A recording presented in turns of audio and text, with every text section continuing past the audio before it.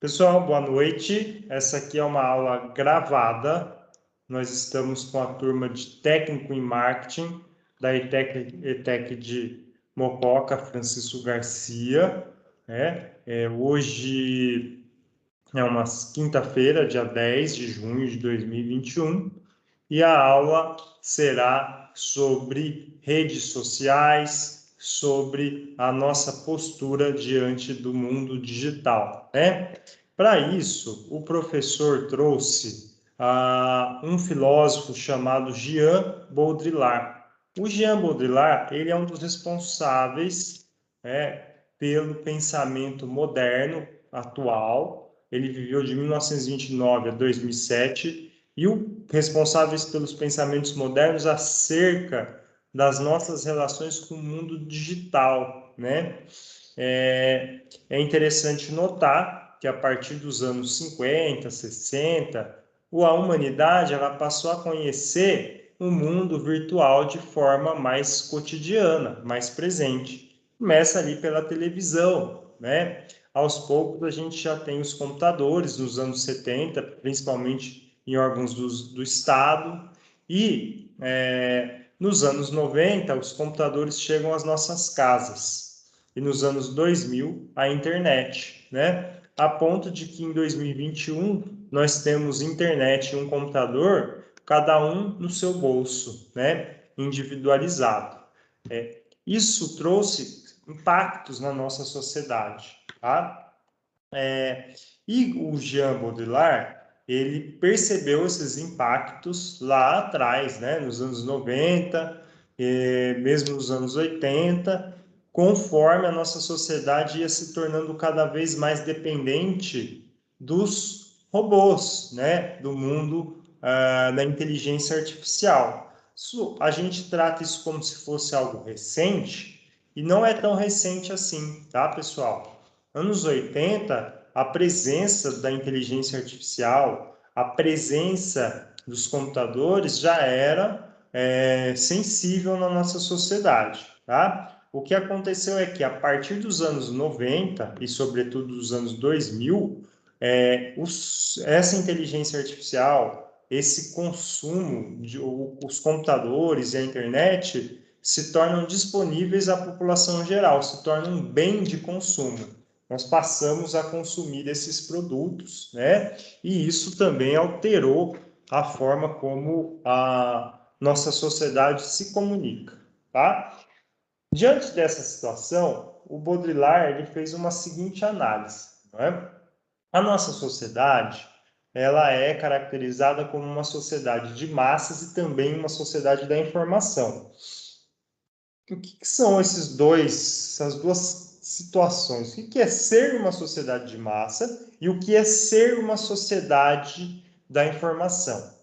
Ser uma sociedade de massa significa que nós agimos como grandes massas. O comportamento humano, ele é homogêneo, né? E nós nos organizamos em grandes grupos. Por que a gente é caracterizado, então, dessa forma? Na Revolução Industrial, né, conforme o processo de industrialização, as pessoas elas deixaram de viver isoladas no campo, na zona rural, e passaram a viver de formas unidas, né, num único espaço que são as cidades, né? Isso nos torna um grupo mais fechado, mais coeso, mais homogêneo, né? E além disso, viver na cidade implica que nós vamos para as cidades para quê? Por que o ser humano migra da cidade, do campo para a cidade? Porque ele está em busca do emprego. Qual emprego? Um emprego que pague um salário a essa pessoa, né? Essa cultura, esse modus de viver, né, nos torna grande massa de empregados, né? Por isso que é tão importante sermos empregados, para a gente estar dentro da nossa sociedade, né? Para a gente se sentir parte disso. Não que isso seja correta, essa ideia, né? São dos motivos que as pessoas ficam muito preocupadas na relação que elas têm com o seu emprego. É lógico, por conta da remuneração e tal, mas existe um fator cultural aí, tá bom? Nesse ponto, quando a gente sai da cidade, do campo e vai para a cidade, uma outra coisa que acontece, né? Nós começamos a trabalhar e vivemos a partir desse trabalho. A gente dedica 8, 10, 9, 7 horas do nosso dia para o trabalho. Isso nos impede de cuidar de outros afazeres, como, por exemplo, plantar e cuidar da nossa roça, como, por exemplo, cuidar e costurar a nossa roupa, né? As sociedades antes do mundo industrializado, elas tinham como características as pessoas serem mais ou menos autossuficientes. Elas não precisavam ir no mercado comprar seus mantimentos. Elas não precisavam ir na loja de roupa comprar os seus produtos. Era muito pouca coisa que se comprava. A partir da industrialização, nós passamos a ser, então, consumidores. A gente passou a comprar coisas. Estou dizendo que isso é pior ou melhor, entendeu? Só que é diferente. E aí, isso nos torna massa também, porque todos nós somos o quê? Consumidores, tá? E o que é a sociedade da informação? A sociedade da informação, ela é decorrente da sociedade de massas. Primeiro eu tenho a sociedade de massas, e aí depois eu tenho a sociedade da informação. Uma não exclui a outra, tá? A sociedade da informação é aquela sociedade em que o movimento das informações, né, o que corre de informações no nosso mundo, ele é muito importante na nossa configuração humana, tá? Vou dar um exemplo para vocês. Mococa é uma cidade em que as pessoas têm muito medo. São José também, as pessoas têm muito medo de assalto, de conflitos armados, de bandidos, de reféns, né? De, sei lá, tiroteio. São José a mesma coisa, Casa Branca a mesma coisa. E aí o que a gente faz? A gente compra produtos de segurança, a gente tem medo de sair à noite na rua, né? Por que isso? Porque nós somos uma sociedade informada e, dependendo da situação, por conta da pobreza no nosso país, existe um grande risco de você ser assaltado, de alguém assaltar a sua casa. Essa informação, ela altera a nossa relação com o mundo, né? E pode ser que essa informação nem seja tão verdadeira assim. Quantas pessoas vocês conhecem que já foram assaltadas? Quantas vezes você já foi assaltado? Né? Se a gente parar para pensar, o nosso medo é muito maior do que a realidade da violência no Brasil. Mas a informação faz com que a gente pense que essa violência, que essa situação de risco que a gente vive no Brasil a todo momento de ser assaltado é algo comum, tá? Então, isso é um exemplo de uma informação. E é uma sociedade de informação, o que ocorre nela? De tanto a gente assistir o Datena, de tanta gente assistir TV, de tanta gente ver no Facebook problemas, né? A gente acaba se contaminando por isso. A nossa visão, ela se altera por conta disso. Né? Estou dando um exemplo negativo, existem exemplos positivos. Vamos pensar a nossa relação com a alimentação. Hoje em dia, corre muita informação sobre a qualidade do que a gente come, né? Sobre técnicas de como ter uma alimentação saudável, equilibrada. Isso não existia há 20 anos. Isso é uma informação que altera a nossa relação com o mundo. E outras informações mais, né, que são características da nossa sociedade. A sociedade da informação, ela começa com a televisão, né? E ela vai evoluindo até a gente chegar nos celulares, no WhatsApp, né? A ponto de, por exemplo, a eleição de 2018, ela ter sido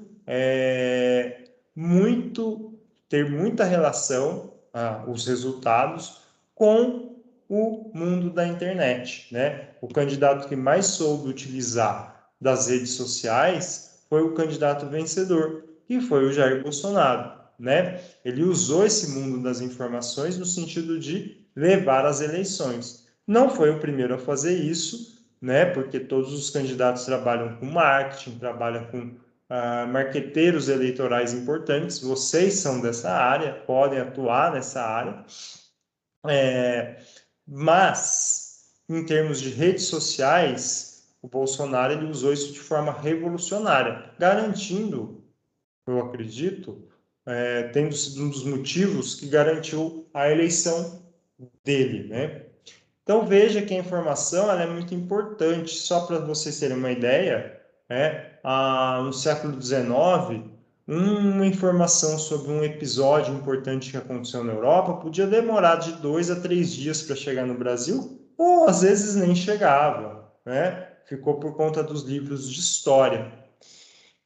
Hoje, em segundos, nós ficamos sabendo o que está acontecendo na Europa, ou na China, ou na Austrália, em qualquer lugar do mundo, né? Basta alguém mandar um WhatsApp para cá que a notícia chegou e não demora, né? Ontem eu estava conversando com uma amiga minha que está na Irlanda, né? A gente estava conversando pelo WhatsApp e eu recebi as mensagens dela instantaneamente, instantaneamente. Não demorava segundos, não nem segundos é muito tempo. Então, veja como o nosso mundo está diferente. Isso caracteriza a sociedade da informação, até porque nós produzimos muita informação, não é? Informações sobre o nosso cotidiano, né? Hoje, cada um de nós que tem uma página nas redes sociais, produzimos informações acerca de nós, acerca do que estamos fazendo. Os stories, por exemplo, do seu Facebook, é um monte de informação. Do WhatsApp, do Instagram, é um monte de informação que pessoas estão produzindo, né? Então, isso é a sociedade da informação. Só para vocês terem uma ideia, hoje as maiores empresas, as grandes empresas, né, são empresas que trabalham com conteúdo e informação. Por exemplo, a Google, né? A empresa Google, o grande patrimônio dela é o mundo da informação, né? Então, sempre quando você vai fazer uma busca, você busca pelo Google. Qualquer pesquisa, dúvida que você tem, dá um Google. Isso garante a Google uma fatia enorme do mercado, um valor de mercado gigantesco também da empresa, né? Então, entendendo esse contexto, que a gente tem aí a industrialização, os avanços da tecnologia da informação e das redes sociais, é importante criticá-lo, né? A gente precisa entender os limites do nosso contexto, né? E é isso que o Baudrillard vai fazer. Ele vai dizer para a gente, ó, a relação entre o que é realidade, né, o objeto real, e a sua representação na nossa sociedade está cada vez menos clara, né? Por que isso está menos claro? Porque a gente produz tanta informação, que a gente acaba vivendo no meio das informações e não tem mais acesso à realidade das coisas, né? Dou um exemplo para vocês. Nós produzimos tanta informação sobre alimentos, é tanta informação que você encontra sobre alimentos, que a gente já não sabe mais a realidade desses alimentos. Se de fato eles caracterizam tudo aquilo que eles falam, quais são os problemas, a gente perdeu a dimensão da realidade. A gente acredita já naquilo que nós escutamos nas redes sociais. Ah, brócolis é bom. Aí a pessoa vai lá, leu na internet um brócolis e uma foto linda daquele brócolis, né? E aí comprou o brócolis no supermercado, nem sabe cozinhar a porra do brócolis, né? Todo mundo sabe fazer isso, mas sei lá, nunca comeu um brócolis e agora está comendo brócolis. Sabe-se lá se realmente faz bem, né? Ele está indo com base naquela informação fazer o mercado. Muita gente tem feito isso, faz isso, né? Ou mesmo a gente é manipulado, né? Você vai no McDonald's, né? E pede um Big Mac com base numa informação que não tem nada a ver com a realidade, certo? Aquele lanche apetitoso, aquela coisa linda, que é só na foto, amigão. Na realidade, aquele lanche é zoado pra caramba, né? A gente não se arrepende depois de comer, porque é uma bomba de sal. Então veja que a gente está comprando e vivenciando o mundo das informações. Isso daí é o fato, né? E comprova que o real está distante do mundo da informação. Os stories do Instagram, Facebook e outras redes sociais são um exemplo claro sobre isso também, né? A partir do momento em que eu tiro uma foto e passo um filtro, aquele filtro deturpou a realidade. A foto em si já é uma deturpação da realidade. A foto de um evento já é uma informação que está sendo produzida. Eu ainda pego essa informação que está sendo produzida e retrabalho em cima dessa informação, ou seja, eu estou criando uma realidade virtual, ainda mais distante daquele mundo concreto. Beleza até aqui, pessoal?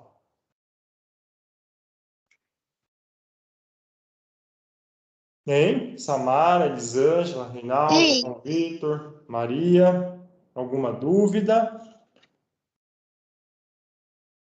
está tranquilo, Tá professor. bom. Eu vou para o próximo slide. Aqui não é Mills, tá? É Baudrillard. Qual que é a análise do Baudrillard? Primeiro ele fala para a gente o seguinte: a industrialização ela agrega valor à mercadoria, ela ganha outros valores, né? O que é a mercadoria ganhar outros valores? Vamos pensar num carro, pessoal. Carro é uma mercadoria, certo? A função do carro é levar a Elisângela do ponto A até o ponto B, certo? Levar a Elisângela da ETEC até a casa dela e da casa dela até a ETEC. Beleza. Então, para isso, basta um Fiat 147, um Fusca, me basta um carro simples, né? Mas a gente é bombardeado por informações e essas informações nos levam a querer comprar um carro seguro, né? Ah, um carro com airbag, também quero um carro com ar-condicionado e som embutido. Ah, legal. Esse carro custa 50 mil reais. O Fusca custa 6 mil reais. Eu estou desembolsando 44 mil reais a mais para comprar um carro cheio das coisas para o meu conforto.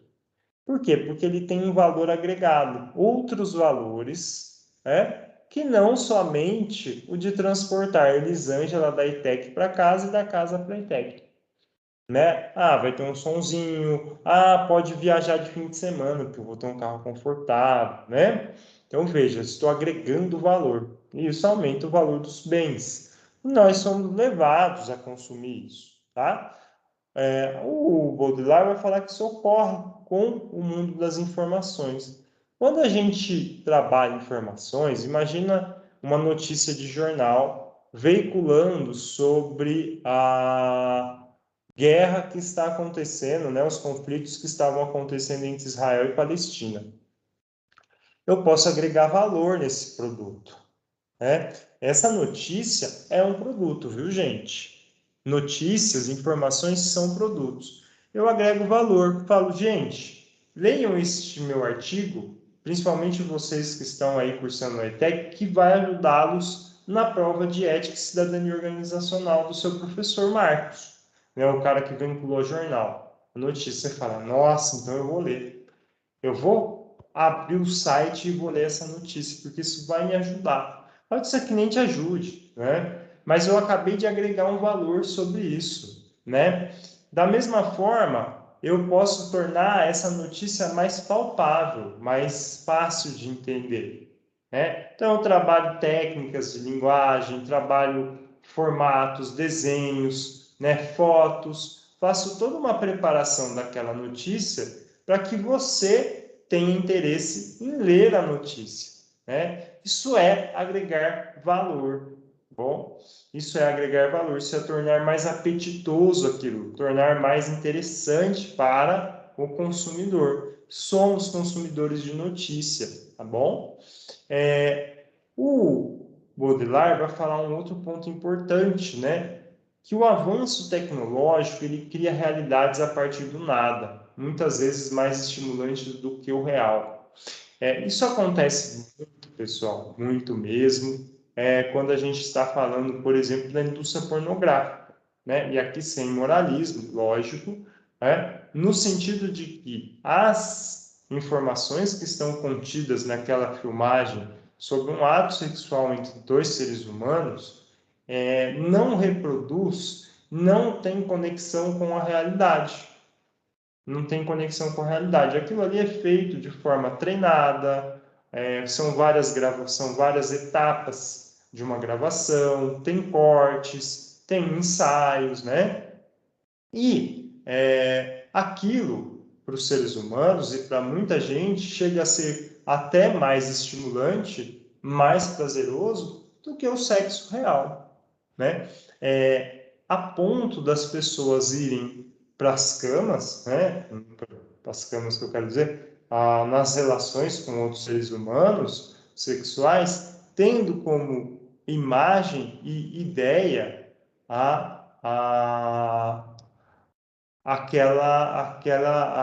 aquela realidade virtual do pornô, né? Isso é muito sério, isso tem acontecido, isso tem gerado frustrações nas pessoas, inclusive, né? Esse é um exemplo que eu estou dando que ilustra muito bem a situação, tá? E existem outras realidades criadas aí, né? O lanche dos lanches desses fast food, a ideia que a gente tem sobre os corpos, né? O que as pessoas esperam de um corpo? Um corpo que seja perfeito, né? Que as pessoas esperam de um relacionamento que tenha uma pessoa trincada, bonita, né? Não que isso seja uma regra, mas nós sofremos a interferência disso, isso impacta na nossa sociedade, né? Por exemplo, um grande mercado hoje é o mercado das academias, né? É uma força econômica e política muito grande, tá? O Baudrillard vai falar que isso cria uma utopia da morte, tá? A gente está vivendo um mundo morto. Por que morto? Porque a gente não vive a realidade, a gente está vivendo um mundo que não existe. A gente vive um ambiente que é extremamente virtual, tá? Esse mundo ele não existe, então nós morremos.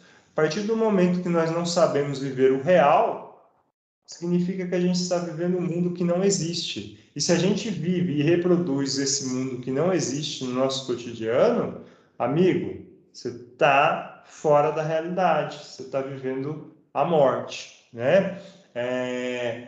E a morte, ela pode ser vivida de várias formas. Então, você ficar assistindo TV, babando naquela TV e deixar de encarar uma série de questões importantes da sua vida, né? Ou deixar de cuidar, ou deixar de ver a lua, deixar de ver a rua. E, pessoal, isso não significa que o professor é perfeito, não. Eu faço isso, né? Tenho muitas vezes, vivo uma realidade virtual, tá? Quantas vezes eu não fico babando nos stories do Facebook, do Instagram, ou não perco um dia assistindo série, por exemplo. O que eu estou fazendo? Estou deixando de viver a realidade, né? Lógico, a gente tem que tomar cuidado com essas críticas e não sofrer com elas, né? Essas críticas, elas são importantes para a gente entender os nossos limites e tomar cuidado e levar a vida de uma forma mais equilibrada. Não significa que você não pode ter seu celular, ter o seu Instagram, postar suas fotos e usar o filtro. Não é isso que o professor está falando, né? O que eu estou falando é que nós temos que entender o limite disso. Há um limite, há implicações positivas e há implicações negativas, né? Então, por isso que é sempre bom acessarmos esses filósofos, porque eles têm uma visão mais crítica da sociedade, mais negativa, e isso nos traz reflexão, isso nos mostra os limites do nosso mundo, da nossa vida, né? Isso é bom para a gente evoluir, para a gente crescer. Bom, aqui eu trouxe para finalizar, tá, o esqueminha do pensamento do Mills, né? O Mills, ele fala para a gente o seguinte, basicamente, existem muitas informações e esse monte de informação, ele nos afasta da realidade. A gente não consegue mais acessar o real, tá? Agora a gente vive no meio dessas informações. O Matrix é isso. Não sei se vocês assistiram o filme Matrix, eu recomendo que assistam, né? Os protagonistas do Matrix, eles estão vivendo um mundo que não existe na realidade, né? Aquilo que é colocado para ele, todos aqueles problemas são construções irreais, digitais, do mundo digital. E ele precisa enfrentar aquilo para ele acessar o mundo real, né? O Baudrillard criticou Matrix, falou que não reflete muito bem a obra dele, mas eu trouxe esse exemplo porque o Matrix é inspirado na obra de Baudrillard. Ele, como um filósofo chato que devia ser, brincadeira, não conhecia ele ia criticar, obviamente, o filme, não tem como não ser diferente. Bom, de qualquer forma, ele fala para a gente o seguinte: as mídias, elas simplificam as coisas de forma a torná-las mais reais do que a própria realidade. É o hiperreal, é o exemplo do filme pornô. Aquilo é tão mais estimulante, é tão mais simples do que a realidade. Eu não preciso conquistar o meu parceiro, eu não preciso convencê-lo de que estar comigo é seguro, eu não preciso correr riscos que uma relação entre duas pessoas implica, né?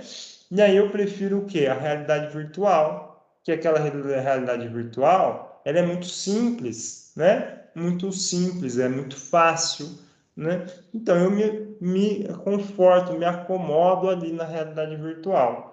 O hiperreal, né? E aquilo é muito mais, é feito para ser muito mais estimulante do que a vida real, tá? Não que seja mais satisfatório, tá? Não é isso que a gente está falando, mas é mais estimulante, é mais atrativo, é mais fácil, tá? Estamos numa situação em que o mundo real e o físico já não estão mais disponíveis para nós. No sentido das informações, e isso é importante porque, no sentido das informações, nós estamos dentro desse mundo de informações. Isso impacta a gente de forma que a gente leve essas informações para o real. Quando a gente olha para o real, a gente já não consegue mais ver o real de fato como ele é. A gente está interpretando o real a partir das informações que a gente coletou nesse mundo virtual. E isso interfere na nossa percepção do real, né? Nós não temos mais prazer, nós não temos mais sensibilidade para viver o real como ele é apresentado. Nós estamos com a mente toda poluída pelo virtual. E isso, pessoal, falando em vários aspectos da vida humana, né?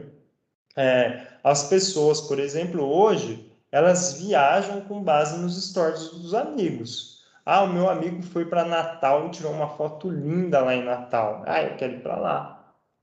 Porra, você nem viu, você nem perguntou para ele como foi a viagem, os perrengues que ele passou, o que deu errado, o que deu ruim, se ele recomenda. Não, mas você quer ir lá para fazer selfie.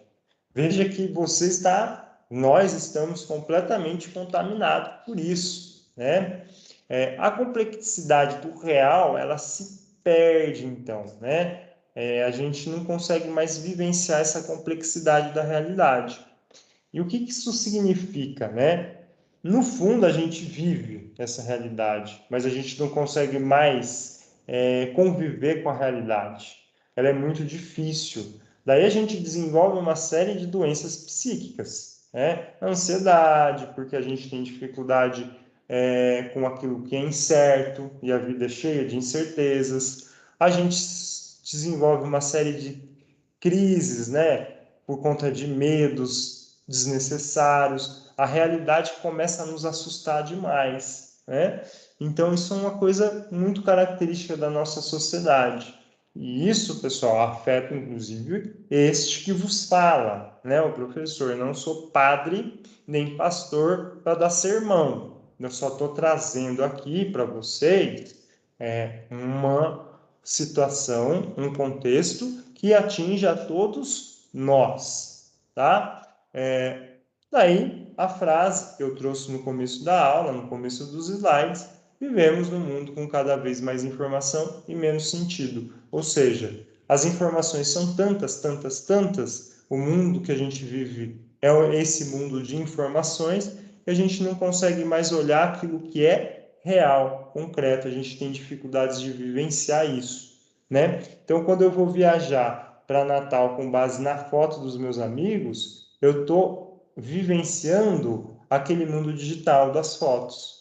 Eu estou experimentando aquele mundo virtual. Daí eu vou para Natal com base naquilo, sem saber se realmente eu quero isso, se é isso que faz sentido para mim, se é esse tipo de viagem que eu quero fazer, tá? Então, é importante essa reflexão, ela é uma reflexão muito atual, e eu deixei um texto, um vídeo para vocês no canal, da aula de hoje sobre as redes sociais, as questões positivas e negativas das redes sociais. Um vídeo que faz uma análise bem equilibrada sobre os dois aspectos. Eu recomendo que vocês assistam esse vídeo, tá? Recomendo. E hoje a gente encerra a nossa parte de conteúdo. A partir de semana que vem nós já vamos fazer as atividades e ir encerrando o semestre, né? Eu queria parabenizá-los por todo o conteúdo, agradecer a participação de todos vocês e até semana que vem, tá bom? Só um instantinho que eu vou parar a gravação.